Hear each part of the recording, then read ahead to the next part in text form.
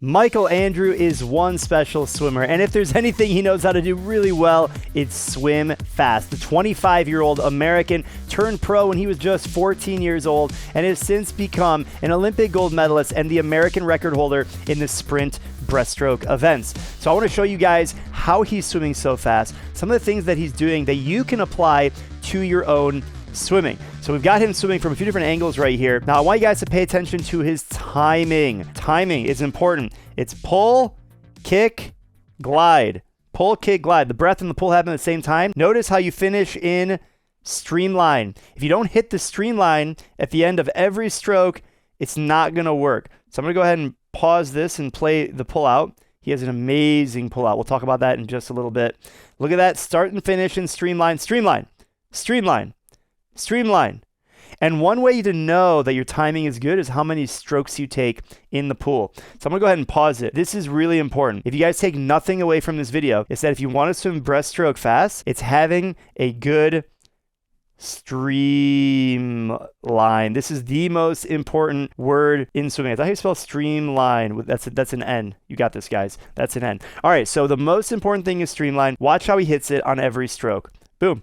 If you notice, it's like taking a snapshot. It should look the same at the end of every stroke. And he's so good. Look at his eyes, looking down. Now, one thing that we're going to call out, if you think about the water line, right? The water line is right here underneath the lane line. His body is just hovering right underneath it. I mean, he has such a good body line. This is why he's one of the best breaststrokers in the world. Like I'm a pretty decent breaststroker, but my body line, I'll draw another red line. My body line's like right here. And that's the difference between going a 58 in the 100 breaststroke and a 108 in the 100 breaststroke. Literally 10 seconds is the difference in body line. Yes, there's strength and all these elements, but at the end of the day, you have a good pull, kick, glide. That timing and body position is everything. Start and finish every stroke in streamline. Now, if you watch the catch, if we just kind of focus on what are the hands doing, right? It's pull, kick, glide. So let's focus on just the pull and see his hand speed. How fast are his hands moving right there? Do you see that? Look at that hand speed. He's keeping his hands out in front. He's not rushing the stroke, keeping things connected. Amazing hand speed. We're going to come back at this view because actually, let's look at it now. Why not? Look at that hand speed he has. Streamline, there's other things I want to talk about, but look at the hand speed. Pull, kick, glide, amazing hand speed. And he also has amazing pullouts. Let's take a look at his pullouts from the very beginning. He dives in. This was, I believe, at a training camp before the World Championships, doing a broken 100 here. Look at the underwater pullout, right? It's streamline, dolphin kick, pull, and then kick to streamline.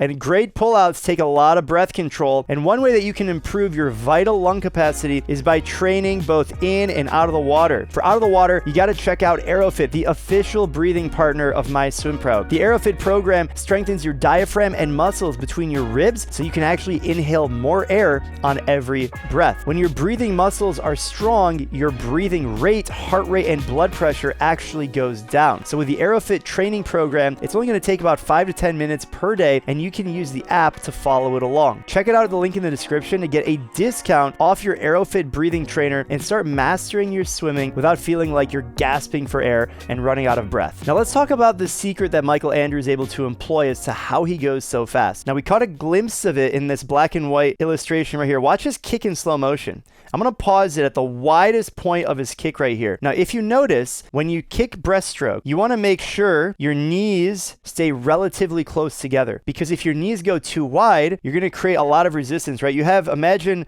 like he's in a wind tunnel and all this resistance is coming into his legs, into his body. If the wider the legs go, especially this part right here between the hips and the knees, this is the widest part. This is the thickest part of your leg too. It's literally the widest part of your leg. If that part breaks the line of your body, it's going to slow you down. Now, the best breaststroke swimmers, it looks like his kick is really wide, but it's not. And I'll show you why from the other angle from above. And also he kicks air. Well, it looks like he kicks air. He makes a splash with his feet. It doesn't mean his feet are coming out of the water. And I have a few angles that are going to show you exactly why it looks like he's kicking air. Back to the width of the knees. When you take a look at this, I'm going to clear the drawing. I'm going to have you watch it yourself.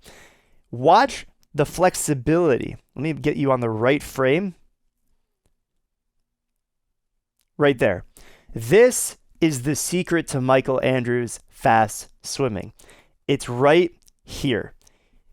And it's like, okay, well, what are you drawing the circle around? You're drawing the circle around the knee, the shin, the ankle, the foot. What part is it? It's actually right here as well. It's the hip flexibility, because from this angle, it looks like his feet are actually pretty wide. But in reality, it's that he's able to have such flexible hips that he's able to get his ankles rotated. I'm standing trying to demonstrate as I explain this. He's able to get his ankles rotated out, and that takes hip flexibility. Otherwise, you wouldn't be able to, and you have to open your legs wide to get your feet that far out. So we're going to play this from a different angle, and it's going to really show that. So let's go ahead and watch it one more time underwater from this angle. Then we're going to watch it above the water, eagle eye looking down at him, and you'll see exactly what I'm talking about. Watch it right here. There's the pull out. Now watch it on that first stroke. Not this. This is the pull out kick. You can kind of see it right there.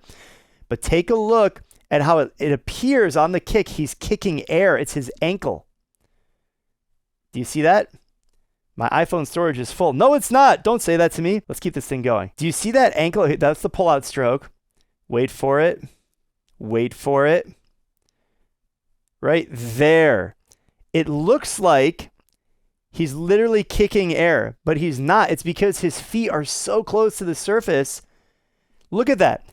I mean, it literally looks like his feet are just an inch under the surface of the water. The only way that's possible to bend your knee like that is because he has great hip flexibility. So let's go ahead and watch that.